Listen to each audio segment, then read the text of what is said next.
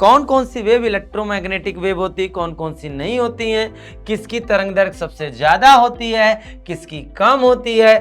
Charge के कारण electric field तो बनेगा ही बनेगा, लेकिन चार्ज के कारण फ्लो होने वाली करंट के कारण मैग्नेटिक फील्ड भी बनेगा। इलेक्ट्रोमैग्नेटिक वेव में जितने भी वाइब्रेशन मिल रहे हैं वो हमेशा तरंग के चलने की दिशा के लंबवत हो रहे हैं। इलेक्ट्रिक फील्ड तरंग के चलने की डायरेक्शन में नहीं होता, तरंग के चलने की दिशा के परपेंडिकुलर होता है। हेलो हेलो हेलो हेलो बच्चा लोग, कैसे हो? बढ़िया है सब? सब एकदम तंदुरुस्त होंगे ऐसी उम्मीद करते हैं हम, ठीक है ना।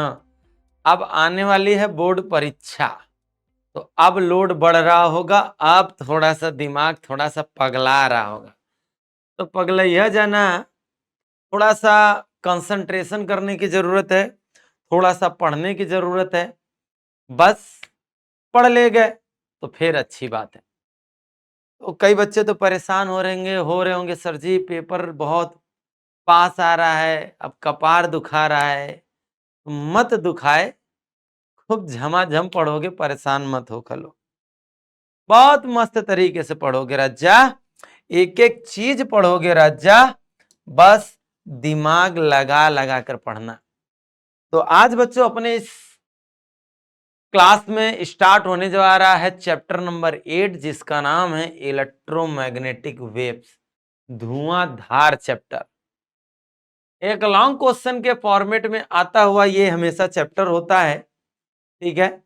एक लॉन्ग क्वेश्चन के फॉर्मेट में 5 नंबर में आने वाला एक ये फॉर्मेट है लॉन्ग क्वेश्चन में, और जिसमें 4 क्यों लिखे थे, इसमें भैया लोग 4 लॉन्ग क्वेश्चन होंगे, ठीक है ना। अब जरा जबरदस्त तरीके से पढ़ना, जब जबरदस्त तरीके से पढ़ोगे तभी तो बढ़ोगे, समझ रहे हो ना। तो बहुत जबरदस्त है, तुम परेशान मत होको, तुम परेशान बिल्कुल ना होको, बहुत जबरदस्त है। इसलिए एक एक बच्चा गर्दा उड़ा देगा, जरा ध्यान से समझना।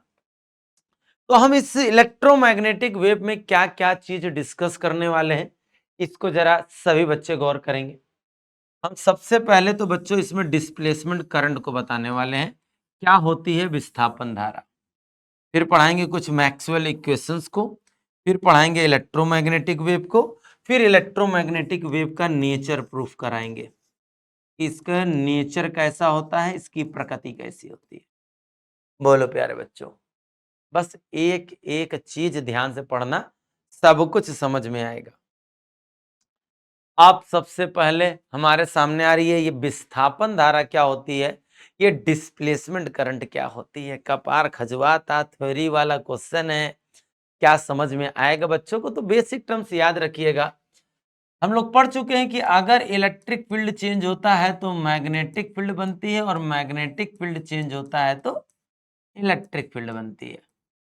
ये कॉन्सेप्ट याद रखिएगा, वैद्युत क्षेत्र परिवर्तित होने के कारण चुंबकीय क्षेत्र उत्पन्न होता है, और चुंबकीय क्षेत्र परिवर्तित होने के कारण वैद्युत क्षेत्र उत्पन्न होता है। बिल्कुल गर्दा उड़ा करके एक एक चीज को समझेंगे, ठीक है ना। अब जरा समझो। अच्छा, आप सभी लोग जानते हो, ये सपोज करो कि बच्चों एक ये कोई कंडक्टर है, इस कंडक्टर में बच्चों कोई आई एम्पियर की क्या फ्लो हो रही है, करंट फ्लो हो रही है। सही बच्चे, जरा ध्यान सुनेंगे।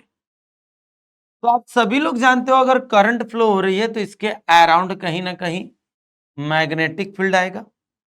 नहीं मानो तो अगर इसके चारों ओर अगर कोई एक मैग्नेटिक निडल को रख दे तो हम देखने लगते हैं कि उसमें बच्चों डिफ्लेक्शन आने लगता है, विक्षेप हो जाती है।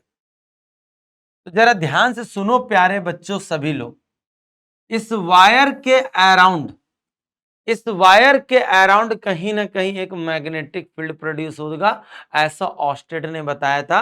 अगर करंट फ्लो होगा तो इसके चारों ओर एक मैग्नेटिक फील्ड प्रोड्यूस होगा, चारों ओर एक चुंबकीय क्षेत्र उत्पन्न होगा।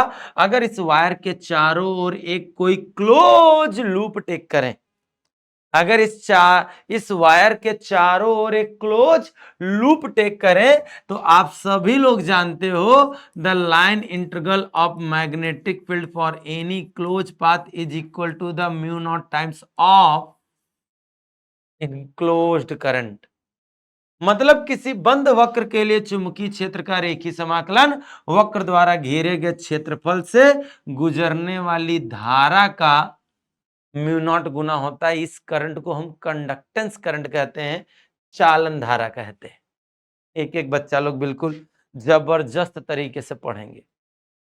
अब कोई बच्चा समझे सर जी अगर हम प्लेने सरफेस लेंगे तभी ये होगा क्या? तो ऐसा नहीं है बच्चों। अगर आप सरफेस मान लो एक बाउल शेप का ले लो, एक कटोरे का शेप ले लो, तो आप बताओ इस कटोरे के इतने सरफेस से इतनी ही तो करंट पास होगी। तो आप बताओ, अब कोई कह दे कि सर जी अगर हम इतना बड़का सा अगर कटोरा ले ले तो क्या होगा? अरे पगला तो नहीं, काहे बड़का ले लोगे? अगर बड़का ले भी लोगे तो हमारा ये जो कंडक्टर है अभी एक छोटा सा एलिमेंट दिखाया गया, ये कंडक्टर कहीं ना कहीं एक क्लोज सर्किट बना रहा होगा, तो परेशान नहीं होगे। अगर एक बड़ा सा भी कटोरा लोगे तो भी बच्चा लोग जरा ध्यान से सुनो, ये कंडक्टर से कहीं ना कहीं करंट उससे भी तो पास हो ही रही होगी। तो मतलब अब थोड़ा ध्यान से समझो, हर एक बच्चे मतलब बहुत कंसंट्रेशन की क्लास है ये समझने के लिए कि हमने देख लिया एम्पियर सर्किट लॉ, किसी बंद पृष्ठ के लिए चुंबकीय क्षेत्र का रेखीय समाकलन उस पृष्ठ से गुजरने वाली धारा का म्यू नॉट गुना होता है। सभी प्यारे बच्चे इतनी बात तो सभी लोग जानते हैं, समझ में आया? चलो आ जाओ। लेकिन जब हमारे एक साइंटिस्ट आए मैक्सवेल, तो इन्होंने गर्दा उड़ा दिया। इन्होंने अपनी बात कही। इन्होंने क्या बात कही, जरा सभी प्यारे बच्चे जरा गौर करेंगे, इनकी बातों को सुनेंगे, इनकी बातों को समझेंगे भी बिल्कुल अच्छी तरीके से, टाइम पास वाले तरीके से नहीं समझना, ठीक है ना? हाँ, ध्यान से समझना, टाइम पास वाले तरीके से नहीं समझना है। मान लो बच्चों ये कोई दो प्लेट है, एक संधारित्र है, इस संधारित्र को किसी हम बैटरी से कनेक्ट कर दे रहे हैं। ध्यान से पढ़िएगा, अगर इस संधारित्र को किसी बैटरी से कनेक्ट कर दे रहे हो, जरा ध्यान समझना सारे प्यारे बच्चों, बिल्कुल मस्त तरीके से। तो आप बताओ इस संधारित्र को अगर बैटरी से संबंधित करोगे तो संधारित्र के बाहर इस कंडक्टर में करंट फ्लो होगा, ठीक है भाई। आप बताओ इस कंडक्टर के आर डिस्टेंस पर कोई पॉइंट पी लेकर अगर आर रेडियस का कोई एक क्लोज लूप बनाए, कोई एक क्लोज सरफेस बनाए, तो जरा तुम ही लोग सोच कर बताओ उस क्लोज सरफेस के लिए हमारा ये एम्पियर सर्किट लॉ, हमारा ये एम्पियर का परपति नियम वैलिड होगा कि नहीं होगा? होगा गुरुजी। क्यों? क्योंकि इस क्लोज सरफेस से पास होने वाली करंट क्या है? आई। इसी करंट को हम कंडक्टेंस करंट कहेंगे, ठीक है। लेकिन मैक्सवेल ने सबसे पहले क्या देखा, जरा सुनो। मैक्सवेल ने क्या देखा? उन्होंने देखा कि जब यहां पर मैग्नेटिक निडल रखते हैं तो उसमें भी डिफ्लेक्शन आता है, मतलब समांतर प्लेट संधारित्र के प्लेटों के बीच में भी मैग्नेटिक फील्ड है। तो इन्होंने कहा फिर एम्पियर सर्किट लॉ यहां भी वैलिड होना चाहिए। तो इन्होंने क्या किया, किन्होंने, हमारे मैक्सवेल साहब ने एक क्लोज पाथ टेक किया, एक क्लोज पाथ टेक किया। सर जी कैसा पाथ? ए भैया एगो मटका, एगो गोगरी, एगो कटोरा, जो समझ लो वो ड्रॉ किया। हमको अच्छा नहीं लग रहा है इसलिए बार बार बना रहे हैं, अब अच्छा लग रहा है। मतलब इन्होंने एक बाउल शेप लिया और उन्होंने क्या देख रहे हैं कि आप बताओ यहां पर मैग्नेटिक फील्ड है, यस। तो आप बताओ यहां पर जब बाउल शेप लिया था तो ठीक है, उस जब बाउल शेप लिया तो यहां से भी वही करंट पास हो रही थी। अब जरा देखो समांतर प्लेट संधारित्र के अंदर तो कोई कंडक्टेंस करंट तो है ही नहीं ना, करंट तो बाहर फ्लो हो रही है। तो हमारे मैक्सवेल साहब ने कहा ये क्या बात है भाई, मैग्नेटिक फील्ड अंदर भी है बाहर भी है, बाहर के लिए एम्पियर सर्किट लॉ लग जा रहा है, अंदर के लिए एम्पियर सर्किट लॉ लग ही नहीं रहा है, इसका मतलब कहीं ये सूत्र गलत तो नहीं। तो इन्होंने कहा गलत तो नहीं है। क्यों नहीं है? क्योंकि अगर बाहर लग जा रहा है इसका मतलब सही है, अंदर नहीं लग रहा है तो इसका मतलब गलत नहीं है। बोला इन्होंने कि ये फार्मूला एक्चुअली में इनकम्प्लीट फार्मूला है। ये फार्मूला पूरी तरीके से क्या है? इनकम्प्लीट फार्मूला है। सही बच्चा लोग ध्यान से सुनेंगे, ये फार्मूला पूरी तरीके से इनकम्प्लीट है। क्लियर? सभी को जरा ध्यान से सुनिएगा, सारे के सारे प्यारे बच्चों, बहुत मतलब गर्दा उड़ा देना भैया। जरा सुनो बच्चों कि अगर एक बाउल है तो आप जरा देखो इन प्लेटों के बीच एक जो हमारा बाउल का बेस रखा है उससे कोई भी फ्लक्स पास, जरा ध्यान से सुनो, फ्लक्स बोले सॉरी, आप बताओ उस सरफेस से कोई भी करंट पास नहीं हो रही है, इसका मतलब इसके अंदर अगर हम एम्पियर का सर्किटल लॉ लगाए तो वो तो क्या आ जाएगा? जीरो। लेकिन ये तो गलत है भाई, क्योंकि यहां पर तो मैग्नेटिक फील्ड है। तो हमारे मैक्सवेल साहब ने कहा कि एक्चुअली में फार्मूला ये इनकम्प्लीट है, ये फार्मूला पूरी तरीके से क्या है? इनकम्प्लीट है। इन्होंने कंप्लीट किया। कैसे किया? अब इन्होंने बोला, सबसे पहली बात तो तुम ही लोग सोच कर बताओ, लोग एक एक बच्चा, जब ये पॉजिटिव टर्मिनल है निगेटिव टर्मिनल है तो बताओ इस सरफेस पर लगातार पॉजिटिव चार्ज आएगा? बोलो, इस सरफेस पर लगातार निगेटिव चार्ज जाएगा, इसका मतलब प्लेटों के बिटवीन कहीं ना कहीं इलेक्ट्रिक फील्ड होगा। कमेंट बॉक्स में वीडियो को पॉज करके तुरंत सभी बच्चा लोग बताएंगे इस पैरेलल प्लेट कैपेसिटर के प्लेटों के बिटवीन, इस पैरेलल प्लेट कैपेसिटर प्लेट, इस पैरेलल प्लेट कैपेसिटर के प्लेटों के बिटवीन कितना इलेक्ट्रिक फील्ड होगा? सभी बच्चे जरा सोच कर बताएं। अब कई लोग कहेंगे सर जी गुरु जी कपार बथाता। अरे बच्चा लोग, हमारे इस पैरेलल प्लेट कैपेसिटर के बिटवीन जो इलेक्ट्रिक फील्ड होगा वो सिग्मा अपॉन एप्सिलॉन नॉट होगा। सिग्मा की जगह लिखेंगे क्यू अपॉन में ए एप्सिलॉन नॉट। बोलो प्यारे बच्चों, बात समझ में आई कि नहीं आई? अब तुम जरा सोचो, ये इलेक्ट्रिक फील्ड लाइन से जा रही हैं, इस इलेक्ट्रिक फील्ड में ये सरफेस रखा है, ये वैद्युत बल रेखाएं जा रही हैं, वैद्युत बल में ये वैद्युत बल रेखाओं, वैद्युत क्षेत्र में ये पृष्ठ रखा है, और जब वैद्युत बल रेखाएं किसी पृष्ठ से होकर जाती है तो उन्हें क्या कहते हैं? वैद्युत फ्लक्स कहते हैं। बहुत अच्छे, जबरदस्त। तो आप बताओ उससे पास होने वाला वैद्युत फ्लक्स निकालें तो E vector dot A vector लिखोगे कि नहीं? ए हमारे प्लेट का ही एरिया है, लेकिन मत भूलो उतने ही एरिया, उतना ही, देखो ये हमारी प्लेट है, ये प्लेट है, तो उतने ही एरिया से तो फ्लक्स पास होगा। बोलो, आप बताओ, डॉट लगाया, लेकिन मत भूलो, जरा ध्यान से देखो बच्चों, इस सरफेस का जो एरिया वेक्टर होगा, जो क्षेत्रफल सदिश होगा, वो इलेक्ट्रिक फील्ड के डायरेक्शन में होगा। तो जरा सोच कर और बूझ कर बोला लोग, क्या फाई ई बराबर ई ए कॉस थीटा, थीटा की वैल्यू आएगी 0, आप बताओ फाई बराबर हो जाएगा ई इंटू में ए। बोलो यस और नो। आप बताओ फाई बराबर ई की वैल्यू क्या होगी? ई की वैल्यू होगी क्यू अपॉन में ए एप्सिलॉन नॉट इंटू में ए से ए क्या हो जाएगा? कैंसल हो जाएगा।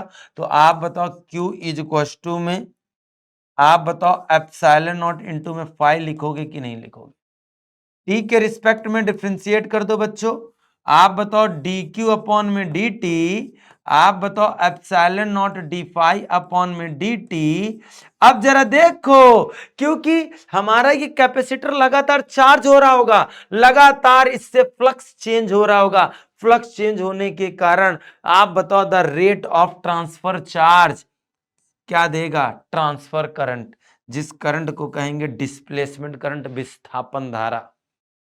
मतलब इन्होंने बताया कि जरा ध्यान से सुनो, इन्होंने क्या बोला, जरा ध्यान से सुनो, एक एक भैया, ध्यान तो देना पड़ेगा आपको, ध्यान तो देना पड़ेगा। दोबारा समझाते हैं, दोबारा समझाते हैं। इन्होंने बोला देखो, इस संधारित्र के बाहर इसमें करंट फ्लो हो रही है तो इसके अराउंड मैग्नेटिक फील्ड होगा, और यहां पर हमने क्लोज लूप लगाया तो हमारा एम्पियर सर्किट लॉ पूरी तरीके से क्या था, वैलिड था।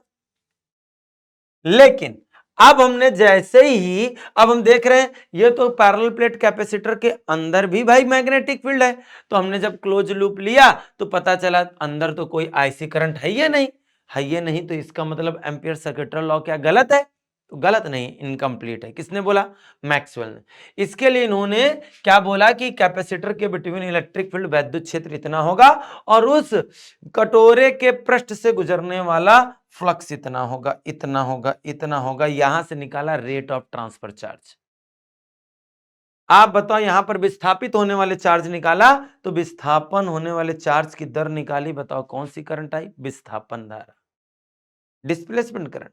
इन्होंने सजेशन दिया, एक्चुअली में ये फॉर्मूला गलत है, तो इन्होंने सजेशन क्या दिया, सुनो लोग, समझो लोग। इन्होंने सजेशन ये दिया कि एक्चुअली में एम्पियर सर्किट लॉ में b vector dot vector dl equal to mu naught ic होता, नो डाउट। इन्होंने एक और टर्म जोड़ा, उन्होंने बोला म्यू नॉट टाइम्स ऑफ एक और करंट होगी। वो बच्चों करंट कौन सी होगी, वो होगी epsilon naught d phi upon में क्या, dt। वो करंट इलेक्ट्रिक फ्लक्स के चेंज होने के कारण फ्लो हो रही है। तो आप बताओ, उन्होंने नाम दिया B vector dot dl vector mu naught I C plus का म्यू नॉट इंटू में इसकी जगह क्या लिखेंगे, आई डी। बोलो बात समझ में आई। मतलब इन्होंने ओवरऑल रूल क्या दिया कि इन्होंने हमारे एम्पियर सर्किट लॉ ने, सॉरी हमारे मैक्सवेल ने, कि नेट करंट एक्चुअली में आईसी नहीं, आईसी प्लस आईडी होगी। अब तुम ही लोग बोलो, बाहर के लिए आईडी जीरो, तो बाहर के लिए आईडी जीरो रखोगे तो ये लग जाएगा, और अंदर के लिए आईसी जीरो, तो आप बताओ फिर ये रखोगे तो आईसी जीरो। कुल मिला के ये पूरा फॉर्मूला इस पूरे बाउल के लिए वैलिड होगा कि नहीं होगा, एक बार आ जाए तो कमेंट बॉक्स में लिख कर भेजिएगा कि जय भैया गर्दा उड़ा दिए भाई। बोलो बात समझ में आया, फीलिंग का चैप्टर है, फीलिंग का चैप्टर। बोलो सभी को आया कि नहीं आया, एक एक बच्चा लोगन के आया कि नहीं आया। Very good, very good, very good, बहुत अच्छा है, बहुत अच्छा है, बस इतना समझो। अब समझ में आया डिस्प्लेसमेंट करंट क्यों ली गई। तो अक्सर क्वेश्चन पूछा जाता है विस्थापन धारा किसे कहते हैं, विस्थापन धारा की जरूरत क्यों पड़ी। तो आप बोलोगे हमारे मैक्सवेल साहब ने एम्पियर सर्किट लॉ, एम्पियर परपेती नियम को कंप्लीट करने के लिए एक अलग करंट का सजेशन दिया, एक अलग धारा का सुझाव दिया, जिस करंट को हमने क्या कहा, डिस्प्लेसमेंट करंट। बोलो सभी को बात समझ में आई कि नहीं आई, बस इतना तुमसे चाहते हैं कि एक बार हो जाए, कि अगर पहला ही क्वेश्चन समझ में आ गया तो कमेंट बॉक्स में लिख कर जाइए लोग, जय भैया मान गए नहीं हो, वाह। आप समझो, अब हमारे मैक्सवेल के 4 इक्वेशंस आते हैं। 1 नंबर में भी पूछा जा सकता है, 2 नंबर में भी पूछा जा सकता है, और 5 गो नंबर में भी पूछा जा सकता है। तो सुनिए लोग, मैक्सवेल इक्वेशन नाम से जाना जाता है मैक्सवेल के विद्युत चुंबकीय समीकरण, आप सभी लोग जानते हो भाई। किसी भी बंद पृष्ठ से, आप बताओ अगर कोई पृष्ठ धनावेशित है, अगर कोई पृष्ठ ऋणावेशित है, तो आप बताओ धनावेशित पृष्ठ से वैद्युत फ्लक्स बाहर की ओर जाएगा, ऋणावेशित पृष्ठ के लिए वैद्युत फ्लक्स किधर की ओर आएगा, अंदर की ओर आएगा। बोलो यस और नो। तो जरा ध्यान से सुनिएगा एक एक प्यारे बच्चों, क्या पढ़े हो भाई, गॉस की प्रमेय नहीं पढ़े हो। The electric flux passing through the any close surface, सुनो, the electric flux passing through the any close surface is equal to the 1 by epsilon naught times of total charge enclosed by the surface. किसी बंद पृष्ठ से बद्ध गुजरने वाला वैद्युत flux, उसमें संचित कुल आवेश का 1/ε0 गुना होता है। आपने पढ़ा था हालांकि पाई बराबर क्यू बाई में एप्सिलॉन नॉट, बट मेरे राजा मैक्सवेल ने 4 समीकरणों को अपने हिसाब से लिखा। उन्होंने लिखा पाई इज इक्वल टू में E vector dot D A, उस सरफेस एरिया से पास होने वाला टोटल इलेक्ट्रिक फील्ड हम लेंगे। बोलो यस और नो। बात समझ में आया? ये था Gauss's law related to electricity, विद्युत का गॉस नियम। किसके अकॉर्डिंग? मैक्सवेल के अकॉर्डिंग। अब तुम लोग बताओ, किसी सरफेस के अंदर सिंगल चार्ज तो हो सकता है, लेकिन क्या किसी सरफेस के अंदर सिंगल पोल हो सकता है? नहीं ना। तो जहां नॉर्थ होगा वहां साउथ होगा। अब सभी लोग जानते हो साउथ से फ्लक्स बाहर की ओर जाएगा, और सॉरी, नॉर्थ से फ्लक्स बाहर की ओर जाएगा, साउथ से फ्लक्स अंदर की ओर जाएगा, और जो बाहर जाएगा वही पॉजिटिव होगा और जो अंदर आएगा वो निगेटिव होगा। तो जरा दिमाग लगाकर सोचो, जब बाहर जाने वाला पॉजिटिव, अंदर आने वाला नेगेटिव, तो आप बताओ सब के सब तो एक दूसरे को कैंसिल कर देंगे ना। So the electric flux passing through the the magnetic flux passing through the any closed circuit is equal to always zero। किसी बंद पृष्ठ से बद्ध गुजरने वाला वैद्युत चुंबकीय फ्लक्स सदैव जीरो होता है। किसी बंद पृष्ठ से बद्ध चुंबकीय फ्लक्स सदैव शून्य होता है। The magnetic flux passing through the any close surface is equal to the zero. बताओ दूसरे को आया कि नहीं आया? एक एक पॉइंट को कंसंट्रेशन के साथ समझा रहे हैं। हर एक बच्चा कंसंट्रेशन के साथ ही समझेगा। आया? आया कि नहीं आया मेरे बबुआ लोगन को? आया गुरुजी। तो चलो भैया, आया तो फिर तीसरा समीकरण समझते हैं। फैराडे लॉ का इलेक्ट्रोमैग्नेटिक इंडक्शन। ओहो, विद्युत चुंबकीय फैराडे का नियम, बट मैक्सवेल के अकॉर्डिंग क्या होगा? आप सभी पढ़े सुने हो। The induced EMF in the circuit is always equal to the negative rate of change of magnetic flux. आप सभी लोग भी समझे हो, किसी परिपथ में प्रेरित विद्युत वाहक बल चुंबकीय फ्लक्स परिवर्तन की ऋणात्मक दर के बराबर होता है। देखो ना, किसी बंद परिपथ में प्रेरित विद्युत वाहक बल परिपथ से बद्ध चुंबकीय फ्लक्स परिवर्तन की ऋणात्मक दर के बराबर होता है। The induced EMF produced in the close circuit is equal to the negative rate of change of magnetic flux. बोलो यस और नो। ये तो पढ़े ही हो, लेकिन हम ई की जगह E vector dot dl vector भी लिख सकते हैं। अब कई लोग कहेंगे कैसे गुरुजी? अरे भैया, ई बराबर भी अपॉन एल पढ़े हो, तो v बराबर E vector dot L vector पढ़ोगे, तो अब आप ही बताओ v ही ई होता है। क्यों? ईएमएफ क्या है? Voltage along the voltage across the circuit, E होता है ईएमएफ। ईएमएफ एक वोल्टेज ही तो होता है। तो अब जरा देखो, ई इक्वल टू में E vector dot dl vector नहीं लिख सकते हैं क्लोज सर्किट के लिए? ई डॉट डीएल हो जाएगा। तो देखो, क्लोज सर्किट के लिए ई डॉट डीएल बराबर हो गया माइनस का d phi upon d t. समझे कि नहीं समझे? एक एक लइका समझे कि नहीं समझे? बोलो प्यारे बच्चों। एक एक चीज समझना है, एक एक चीज, बिल्कुल भी लापरवाही नहीं करोगे आप, बिल्कुल भी नहीं लापरवाही। बात समझ में आई? तो the length of the close circuit is DL, तो द इलेक्ट्रिक फील्ड यही तो होगा बेटा लोग। बोलो बच्चा लोग, बात समझ में आई कि नहीं? हमने बोला ना, बिल्कुल सिंपल सिंपल है, और सिंपल सिंपल, और चौथा वाला तो हम समझेंगे नहीं। अब एम्पियर सर्किट लॉ ना कहना, अब कहना Maxwell ampere circuit law. The line integral of magnetic field for any close path of circuit. आप देखो, the line integral of magnetic field along closed circuit is equal to the mu naught times of net current. लेकिन net current में अब एक current नहीं होगी, दो current होगी। कौन कौन सी? Conductance current and displacement current enclose to the circuit. अभी अभी पढ़ाया बच्चा लोग।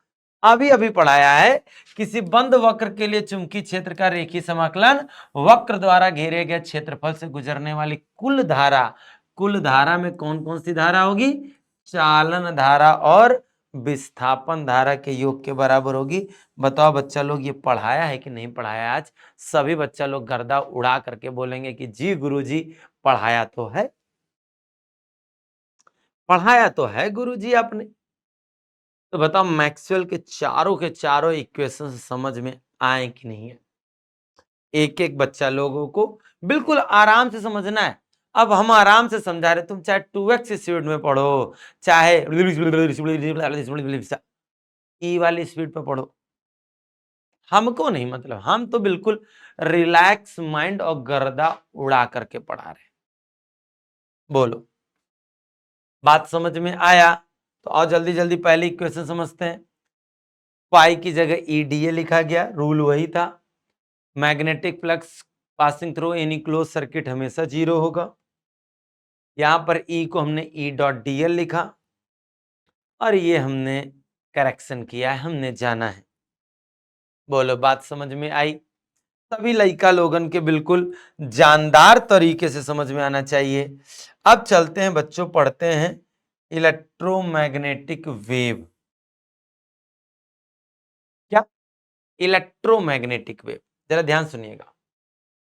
जब कोई आवेश, चार्ज रेस्ट पोजीशन पर हो, तो जब कोई चार्ज अगर रेस्ट पोजीशन पर होता है तो उससे निकलेंगी इलेक्ट्रिक फील्ड लाइंस। मीन्स कहने का मतलब, रेस्ट चार्ज केवल और केवल इलेक्ट्रिक फील्ड ही प्रोड्यूस कर सकता है, बना सकता है। लेकिन अगर कोई चार्ज पार्टिकल कांस्टेंट वेलोसिटी के साथ मूव करता है तो भाई वो इलेक्ट्रिक, भाई देखो, अगर चार्ज पार्टिकल इस डायरेक्शन में मूव कर रहा है तो उसी डायरेक्शन में करंट भी होगी। अब देखो, चार्ज के कारण इलेक्ट्रिक फील्ड तो बनेगा ही बनेगा, लेकिन चार्ज के कारण फ्लो होने वाली करंट के कारण मैग्नेटिक फील्ड भी बनेगा। इसलिए एक moving charge particle electric field and magnetic field दोनों बनाता है। मतलब अगर कोई आवेश गतिशील है एक कांस्टेंट वेलोसिटी के साथ, तो इलेक्ट्रिक फील्ड और मैग्नेटिक फील्ड दोनों बनाता है। बट बच्चा लोग, जब कोई चार्ज पार्टिकल एक्सेलरेटेड मोशन करे,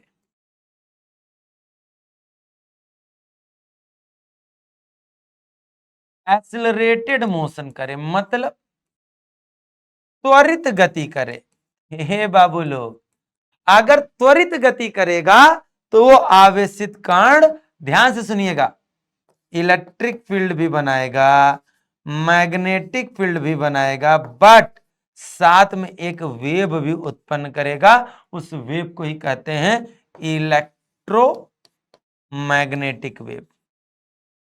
आराम से समझना है, जल्दीबाजी नहीं करनी है, बस इतना ध्यान से समझ लेना। अब समझो पहले, मैं इसको एम्पियर सर्किट और लॉ से भी बता सकता हूं कि अगर एक कोई वायर है जिसमें हम मान लो कोई करंट हाई फ्रीक्वेंसी के साथ चेंज कर रहे हैं, तो आप बताओ इसके अराउंड कहीं ना कहीं मैग्नेटिक फील्ड आएगा। देखो, वायर में करंट फ्लो हो रही तो इसके चारों ओर मैग्नेटिक फील्ड आएगा। अब अगर ये करंट वेरी कर रही है तो मैग्नेटिक फील्ड भी वेरी करेगी, मैग्नेटिक फील्ड भी चेंज होगी। भाई करंट को चेंज करोगे तो मैग्नेटिक फील्ड चेंज होगी। और सबसे पहले बताया है, मैग्नेटिक फील्ड के चेंज होने के कारण, मैग्नेटिक फील्ड के चेंज होने के कारण उसके अराउंड क्या बनेगा? Electric field.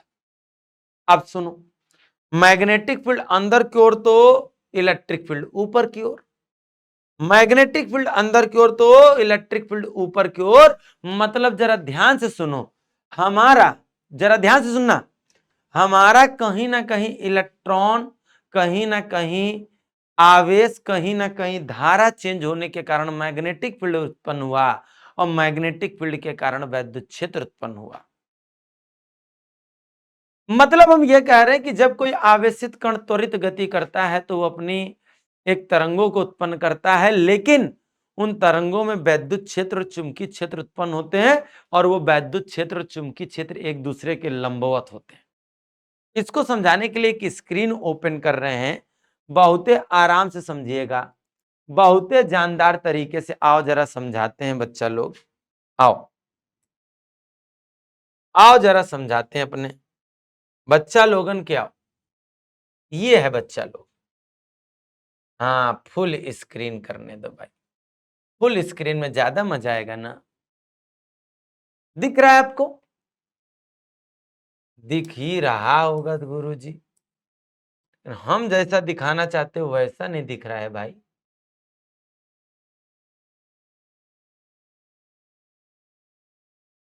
हाँ, अब नजर आ रहा होगा ना, कुछ देख पा रहे हो?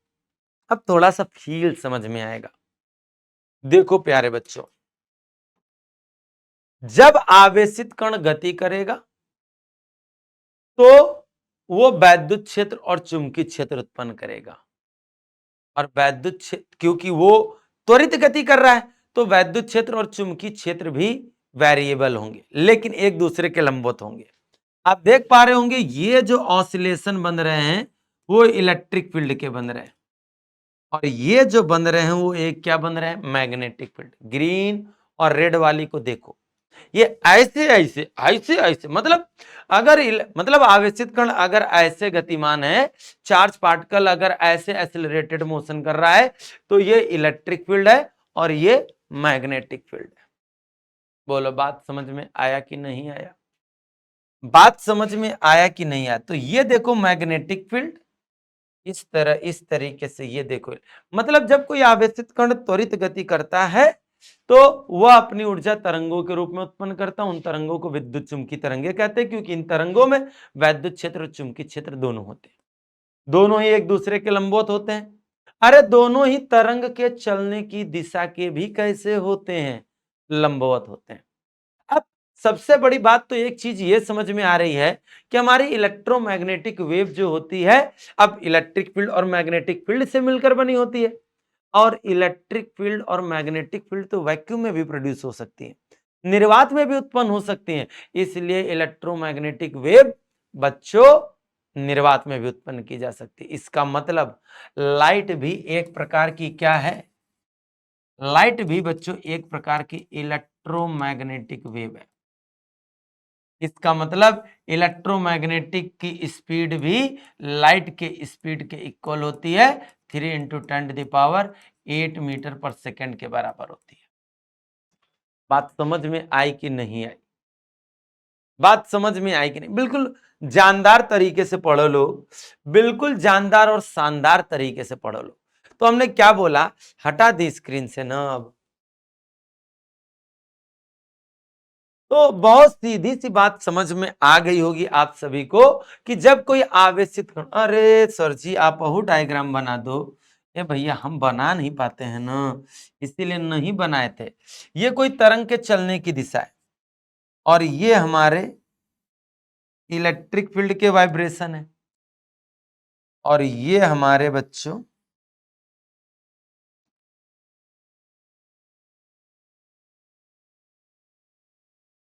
मैग्नेटिक फील्ड के वाइब्रेशन है। अब गुरुजी समझा दो। अरे अब समझाना क्या है हमको, हमको समझाना भी पड़ेगा। ना गुरुजी, ना गुरुजी, ना गुरुजी, ना गुरुजी, ना। अब जरा देखो बच्चों,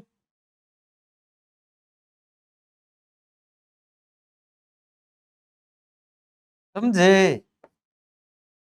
समझे कि नहीं समझे सभी लोग? ये है एक्चुअली में, मतलब ये ऑसिलेशन होता है इलेक्ट्रिक फील्ड का, ये ऑसिलेशन हो रहा है मैग्नेटिक फील्ड, और तरंग अपने अपने डायरेक्शन में जा रही है, अपने डायरेक्शन में। ये है इलेक्ट्रिक फील्ड और ये है बच्चों मैग्नेटिक फील्ड। मैग्नेटिक फील्ड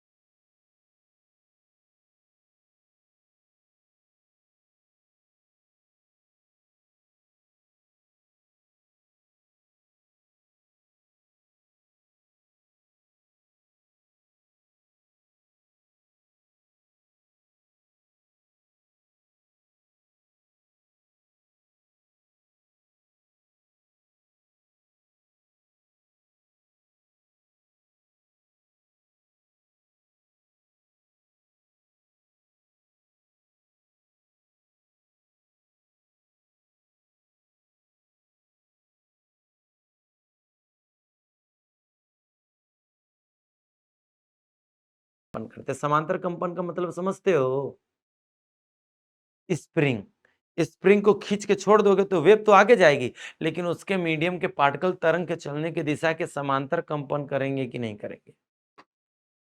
तो याद रखिएगा ये ट्रांसवर्स नेचर होता है, ये हम प्रूव भी कराएंगे। बट यहीं पर एक क्वेश्चन पूछा जाता है, कौन कौन सी वेव इलेक्ट्रोमैग्नेटिक वेव होती हैं? तो याद रखिएगा, गामा रेज, एक्स रेज, जरा ध्यान सुनिएगा, X rays, ultraviolet rays, visible rays, ध्यान सुनिएगा, इंफ्रारेड रेज,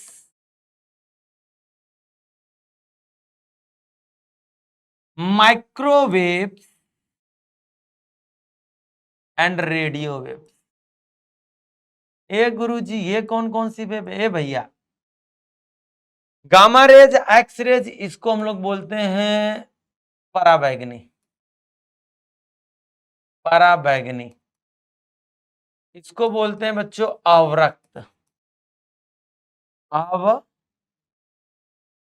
ये भाई अवरक्त बोलते हैं। इसे माइक्रो तरंगे बोलते हैं।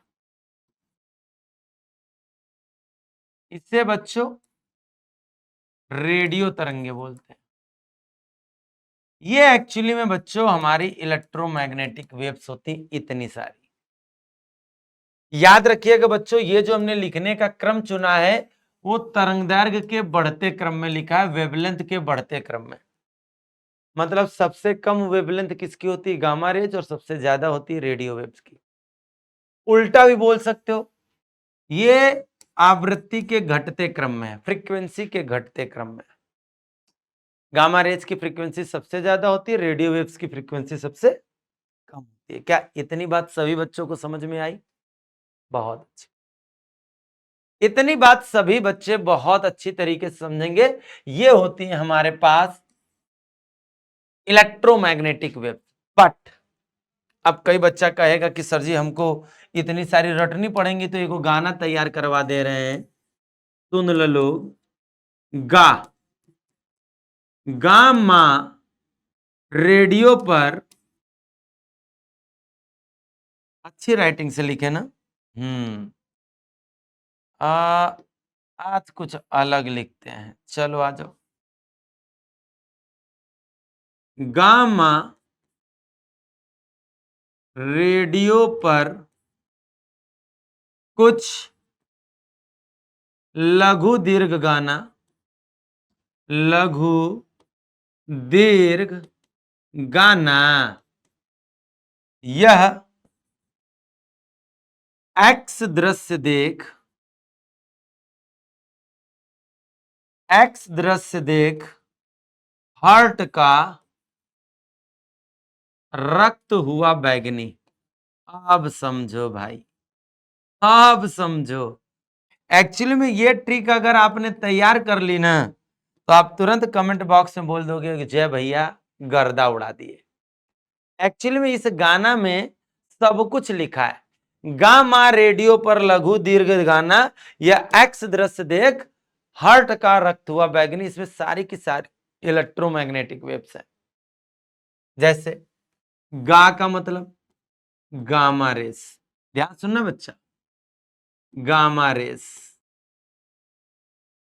मा का मतलब माइक्रोवेव, ठीक है, माइक्रोवेव। इसका मतलब रेडियो वेव्स। अब सबसे पहली बात तो लघु दीर्घ का मतलब, एक्चुअली में रेडियो वेव्स दो टाइप की होती है, एक शॉर्ट एक लॉन्ग।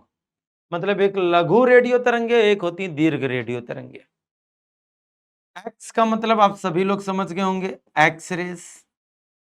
दृश्य का मतलब इसी को बोलते हैं दृश्य, विजिबल दृश्य। हिंदी मीडियम वालों के लिए होगा ज्यादातर से, मतलब विजिबल। बहुत अच्छा गुरुजी। रक्त का मतलब अवरक्त किरणें। बैगनी का मतलब पराबैगनी किरणें। बोलो सारी की सारी किरणें आ गई कि नहीं? एगो, दूगो, तीन गो, चार गो, पांच गो, छह गो, सात गो, 1 2 3 4 5 6 7। लेकिन एक और सुन लो लोग, तुम्हारे कोर्स में नहीं होगा। एक और वेव होती है, उसे कहते हैं हर्ट्जियन। क्या कहते हैं? हर्ट्जियन। इतनी वेव्स एमसीक्यू में पूछ लिया जाता है कौन कौन सी वेव रेडियो वेव्स होती हैं, तो याद रखिएगा इतनी वेव्स रेडियो वेव्स होती हैं। अब कई बच्चा लोग कहेंगे सर जी अगर इतनी वेव्स रेडियो वेव्स होती हैं तो कौन कौन सी वेव रेडियो वेव्स नहीं होती हैं? ये तो कमाल का क्रॉस क्वेश्चन है। तो इसका भी एगो ट्रिक ले लो। ध्वनि, ध्वनि का थोबड़ा कैसा? ध्वनि का थोबड़ा कैसा? अल्फा बीटा जैसा? नहीं, नहीं। नहीं का मतलब ये होता है कि ये इलेक्ट्रोमैग्नेटिक वेव नहीं होती है, ये विद्युत चुंबकीय तरंगे नहीं होती हैं। ध्वनि का थोपड़ा कहना, ध्वनि का थोपड़ा कैसा है? अल्फा बीटा जैसा है? नहीं। ध्वनि का मतलब हो गया ध्वनि तरंगे, ध्वनि तरंगे जिसे साउंड वेव्स का हो गया। ठीक। परा का मतलब सुपरसोनिक वेव्स, सुपरसोनिक वेव मतलब पराध्वनिक तरंगे। बोलो, बहुत अच्छी बात। अगली बात सुनो, कैना का मतलब कैसे? कैनॉल किरणें। पूछा जाता है भैया कौन कौन सी वेव इलेक्ट्रोमैग्नेटिक वेव नहीं है, तो याद रख लीजिएगा। अल्फा का मतलब अल्फा रेस और बीटा का मतलब बीटा रेस। ये 5 वेव्स आप कही जाएंगी इलेक्ट्रोमैग्नेटिक वेव नहीं है। बोला, ट्रिक दे रहे हैं हम। हाँ, बाद में मत कहिए लो कि अरे दादा कपार बथ गई। ट्रिक दे दिया है, ठीक है ना? कौन कौन सी वेव इलेक्ट्रोमैग्नेटिक वेव होती है, कौन कौन सी नहीं होती हैं, किसकी तरंग दैर्घ्य सबसे ज्यादा होती है, किसकी कम होती है, किसकी फ्रीक्वेंसी सबसे कम होती है, किसकी आवृत्ति सबसे ज्यादा होती है। सब कुछ सारा एमसीक्यू के चक्कर में भागते हो ना, वो भी दिए दे रहे हैं। पढ़ लो जबरदस्त तरीके से, समझे? अब आती है हमारी इलेक्ट्रोमैग्नेटिक वेव का नेचर कैसा होता है। तो हमने बोला बच्चों ट्रांसवर्स होता है। तो किसी लड़के ने कहा सर जी हम नहीं मानते हैं कि ट्रांसवर्स होता, हम नहीं मानते हैं कि हमारे इलेक्ट्रोमैग्नेटिक वेव का जो नेचर होता है वो अनुप्रस्थ होता, हम नहीं मानते। तुमने कह दिया हम सर जी नहीं मानते, बताओ। तो हम कह रहे हैं कि तुम ही लोग सही हो। इसके लिए क्या करेंगे, हम थोड़ी देर के लिए मान लेंगे कि हमारा बचवा सही है, हमारी बछिया सही है। ये एक्स एक्सिस है, ये वाई एक्सिस है और ये बच्चों जेड एक्सिस है। हम मान लेते हैं कि कोई वेव एक्स एक्सिस में प्रोपेगेट हो रही है। यह है direction of propagation, direction of propagation of wave. यह है तरंग संचरण की दिशा, तरंग हे हिंदियों नहीं के लिख पावत, तरंग संचरण की दिशा। आराम से बस पढ़ना, पढ़ोगे तो झूम झाम से। बात समझ में आई? अब जरा ध्यान से सुनो। मान लेते हैं बच्चों, अच्छा ट्रांसवर्स कब होता है? आप लोग सोच कर बताओ तो जरा। सर ट्रांसवर्स तब होता है जब electric field direction of propagation के परपेंडिकुलर हो।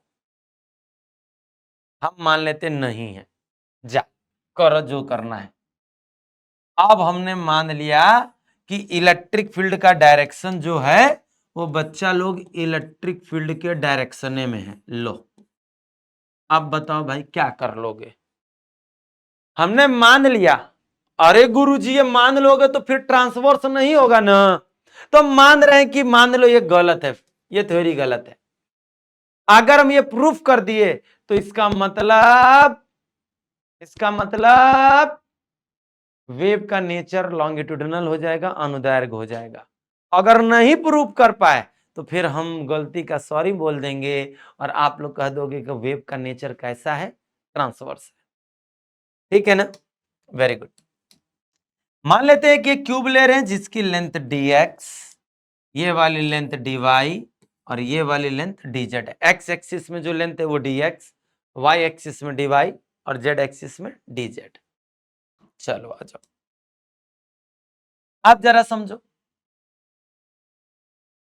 ध्यान से समझना। इसका नाम दे दे रहे हैं ए बी सी डी, इसका नाम दे दे रहे हैं ई एफ जी एच। ध्यान समझना सभी प्यारे बच्चे क्या समझना, जरा ध्यान से सभी बच्चा लोग, एक एक बच्चा लोग समझेगा। अब देख रहे हो इधर से फ्लक्स अंदर जा रहा होगा, उधर से फ्लक्स बाहर जा रहा होगा। तो आप सभी लोग जानते हो किसी भी ए भाई ई का है ए हे किसी भी क्लोज सरफेस के लिए, किसी भी क्लोज सरफेस के लिए इलेक्ट्रिक फ्लक्स क्या होगा, जीरो होगा यहां पर, क्योंकि इसके अंदर को तो कोई चार्ज है नहीं। इलेक्ट्रिक फील्ड में रखा है तो जितना फ्लक्स अंदर जाएगा उतना फ्लक्स बाहर जाएगा। मतलब A B C D E F G H के लिए, जरा ध्यान सुना लो, के लिए इलेक्ट्रिक फ्लक्स क्या हो गया, जीरो हो गया। ध्यान समझना सभी लोग जबरदस्त तरीके से। अच्छा इसी को हम ऐसे नहीं लिख सकते हैं, E vector dot D A vector. ये गुरुजी ये क्या कर रहे हो आप? ये भाई ये तो बड़ा यार परेशान कर रहा है ना हमको। चलो कोई बात नहीं, आप बताओ d phi is equal to, ये गुरुजी ये क्या लिख रहे हो भाई? बार बार बार बार क्यों लिख रहे हो गुरुजी? हमको चक्कर आ रहा है गुरुजी। अब पगला तो नहीं, चक्कर आ रहा है बोल रहा है, हटा वजह। फिर से लिखेंगे ई डी ए प्लस का ई डी ए प्लस का ई डी ए प्लस का ई डी ए प्लस का ई डी ए 1 2 3 4 5, क्योंकि क्यूब में सरफेस कितने होते हैं, 6 गो सरफेस होते हैं। तो 6 को अलग अलग लिख रहे हैं। ये हमारा ए बी सी डी, ये वाला, ये पीछे वाला लिखोगे E F G H. Very good. अब जरा देखो फ्रंट वाला कौन सा होगा, A D H E, A D H E. Back वाला क्या होगा, B C G F, B C G F. ऊपर वाला क्या होगा, A B F E, A B F E. Very good. नीचे वाला क्या होगा, D C G H, D C G H. तो आप बताओ छइयों पृष्ठ से गुजरने वाला फ्लक्स क्या होगा, जीरो होगा कि नहीं होगा? अब जरा ध्यान से सुना लो, ध्यान से एक एक बच्चा लो।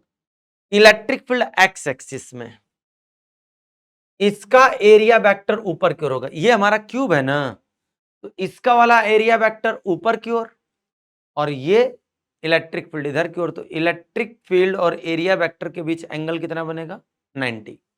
नीचे वाले सरफेस का एरिया वेक्टर नीचे की ओर, हाई वाले का इलेक्ट्रिक फील्ड के हो परपेंडिकुलर, हाई वाले का एरिया वेक्टर क्षेत्रफल सदिश इधर की ओर, इसका क्षेत्रफल सदिश इधर की ओर। तो आप बताओ हाई और हाई और हाई, इनका एरिया वेक्टर इधर, इनका एरिया वेक्टर इधर, जो कि इलेक्ट्रिक फील्ड के परपेंडिकुलर होगा कि नहीं? तो आप बताओ सरफेस कौन कौन से, एडीएचई, ADHE कॉमा BCGF BCGF आराम से सॉरी कॉमा ABFE ABFE और DCGH से पास होने वाला इलेक्ट्रिक फ्लक्स क्या होगा? इलेक्ट्रिक फ्लक्स क्या होगा? जीरो होगा कि नहीं होगा? क्यों? क्योंकि आप जानते हो इन सरफेस से पास होने वाला डॉट हटाओगे तो cos थीटा और E और D दोनों एक दूसरे के परपेंडिकुलर हैं और cos 90 की वैल्यू जीरो होती है। तो बच्चा लोग ये चारों के लिए इलेक्ट्रिक फ्लक्स जीरो होगा तो बचेगा कितना सरफेस? दो गो बचेगा ना। एक बचेगा E vector dot DA vector ABCD बचेगा और एक बचेगा बच्चों E vector dot D A vector, ये बचेगा EFGH बराबर में जीरो। बोलो बात समझ में आई कि नहीं आई? बात समझ में आई कि नहीं आई? ठीक है गुरुजी, अब बात करने जा रहे हैं इसकी। सभी बच्चा कंसंट्रेशन के साथ ध्यान देगा। अब तुम जरा ध्यान से सुनो, इसका एरिया वेक्टर इधर की ओर, इसका एरिया वेक्टर इधर की ओर होगा ना? तो जरा ध्यान से सुनो, एबीसीडी पर इलेक्ट्रिक फील्ड कितना है? EX डी ए कॉस हो जाएगा जीरो, क्योंकि दोनों सेम डायरेक्शन में। यहां पर बी EFGH पर इलेक्ट्रिक फील्ड कितना है? EX डैश है, डी है, बट एंगल कितना बनेगा? 180 बनेगा ना, बराबर में जीरो। आराम आराम से समझना। अब बताओ integral EX DA cos zero की वैल्यू 1 बट cos 180 की वैल्यू -1 रखोगे, EX डैश DA बराबर में जीरो। अब DA का इंटीग्रल A होगा, A को कॉमन करके उधर भेजोगे तो जीरो हो जाएगा और EX माइनस का EX डैश बराबर जीरो हो जाएगा। ए भाई ये तो गर्दा उड़ा दिया, ये प्रूफ हो गया। आराम से समझो बच्चों, हमने इलेक्ट्रिक फील्ड, हमने मान लिया कि इलेक्ट्रिक फील्ड तरंग के चलने की दिशा के लंबवत ना होकर उसी के डायरेक्शन में, मान लिया कि ट्रांसवर्स है ही नहीं, नेचर लॉन्गिट्यूडनल है। अगर हम ये प्रूफ कर दिए तो फिर राजा हो जाएंगे हम। तो हमने देखो, हमने बोला कि ठीक है एक क्लोज सरफेस लेते हैं, क्लोज सरफेस से पास होने वाला फ्लक्स जीरो होगा, क्योंकि इलेक्ट्रिक फील्ड में अगर कोई क्लोज सरफेस रखा है तो फ्लक्स जीरो होगा। अब एक क्यूब लिया तो क्यूब के हमने 6 पृष्ठों को अलग अलग किया तो पता चला 4 सरफेसेस से पास होने वाला फ्लक्स जीरो होगा। क्यों होगा? क्योंकि उसका एरिया वेक्टर क्षेत्रफल सदिश इलेक्ट्रिक फील्ड वैद्युत क्षेत्र के लंबवत है। बचे दो सरफेस में इस सरफेस के लिए इलेक्ट्रिक फील्ड और एरिया वेक्टर सेम डायरेक्शन में, और इस सरफेस के लिए इलेक्ट्रिक फील्ड और एरिया वेक्टर अपोजिट डायरेक्शन में है, तो एंगल बनेगा 180। अब EX minus EX dash zero होने के दो कंडीशंस हैं यहां पर। ये जीरो क्यों होंगे? सबसे पहली बात तो या तो EX बराबर EX डैश के होगा, दोनों कैंसिल हो जाएंगे तो जीरो आएगा। लेकिन ये इमेजिनेशन पूरी तरीके से क्या है? इम्पॉसिबल है। पूछो क्यों? क्योंकि हमारी electromagnetic wave uniform electric field में कभी प्रोड्यूस नहीं होती। अगर तुमने इलेक्ट्रिक फील्ड बराबर बांध लिया तो यहां पर भी इलेक्ट्रिक फील्ड, यहां पर भी इलेक्ट्रिक फील्ड, सब जगह इलेक्ट्रिक फील्ड बराबर है। और आप सभी लोग जानते हो इलेक्ट्रिक फील्ड में, सॉरी इलेक्ट्रोमैग्नेटिक वेव में, विद्युत चुंबकीय तरंगों में इलेक्ट्रिक फील्ड लगातार चेंज होती है, वेरिएबल होती है। इसका मतलब ये तो इम्पॉसिबल है, असंभव है। इसका मतलब दूसरा वाला ही फिर संभव होगा। क्या भैया? दोनों की वैल्यू ही जीरो होगी। Oh my God, oh my God, समझ रहे हो इसका मतलब? इसका मतलब ये प्रूफ हो रहा है कि भैया तरंग के चलने की दिशा में इलेक्ट्रिक फील्ड है ये नहीं। ओहो, हमारा इमेजिनेशन गलत निकल गया। हमने सोचा था कि तरंग के चलने की दिशा में इलेक्ट्रिक फील्ड होगा, तो पता चला इलेक्ट्रिक फील्ड होकबे नहीं करेगा। इसका मतलब इलेक्ट्रिक फील्ड तरंग के चलने की डायरेक्शन में नहीं होता, तरंग के चलने की दिशा के परपेंडिकुलर होता है। इस तरीके से पता चलता है कि हमारे इलेक्ट्रोमैग्नेटिक वेव का नेचर कैसा होता है? ट्रांसवर्स होता है। ये है वो 4 लॉन्ग क्वेश्चन बच्चा लोग, ये है वो 4 लॉन्ग क्वेश्चन। बिल्कुल जान लगा देना, एक एक तिनका, एक एक तिनका पढ़ डालना बच्चों। बोलो बात गजब की लगी कि नहीं लगी? बात और ही गजब की लगी कि नहीं लगी? जरा एक बार कमेंट बॉक्स में बताना कि चैप्टर कैसा लगा। समरी की बात करें तो पूरी तरीके से हम लोगों ने पढ़ा है इलेक्ट्रोमैग्नेटिक वेव के बारे में, वेव्स के बारे में, ठीक है। बात करो होमवर्क तो फुल रिवीजन करो बच्चों, फुल रिवीजन करो बेहतरीन तरीके से। और बच्चा लोग इतना ही कहना चाहेंगे और इतना ही आपको समझाना चाहेंगे कि बच्चा लोग बड़ा मन से पढ़ो, क्योंकि हम लोग मन से मेहनत भी कर रहे हैं। तो सभी प्यारे बच्चे बहुत अच्छी तरीके से पढ़ो। और क्लास 12th वालों के लिए सबसे बड़ी बात, तो अपना बैच स्टार्ट हो रहा है, उस बैच को कंसंट्रेट करिए, अच्छी तरीके से पढ़िए। आज के लिए इतना ही, फिर मिलेंगे आपको जल्द से जल्द एक नए चैप्टर में, जो कि होगी ऑप्टिक्स। जी हाँ बच्चों, प्रकाशिकी स्टार्ट करेंगे अब हम। तब तक के लिए सभी प्यारे बच्चों को नमस्कार एंड जय हिंद।